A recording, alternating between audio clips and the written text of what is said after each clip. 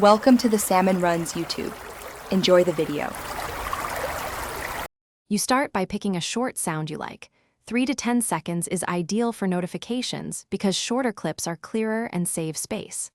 Once chosen, open an audio editor app on your phone or a PC. You'll trim, normalize, and export. Make sure you can transfer files. Enable file access on phone, use USB or cloud. You'll name the file carefully using lowercase letters and underscores, so Android recognizes it later when you move it into the correct system folder. Now edit. Select the core sound segment and remove silence.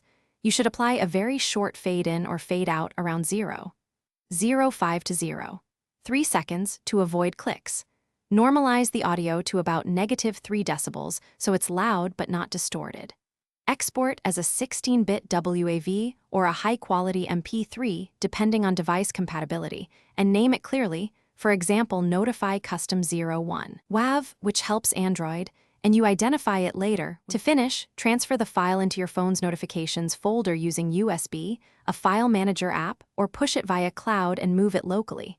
Android scans those folders for sounds. Once copied, go to Settings, Sound, Default Notification, and pick your new sound. If it doesn't appear right away, reboot the device so the media scanner updates.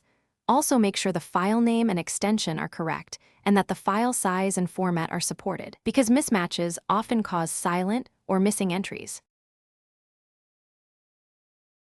Thanks for watching. Consider subscribing if we helped you.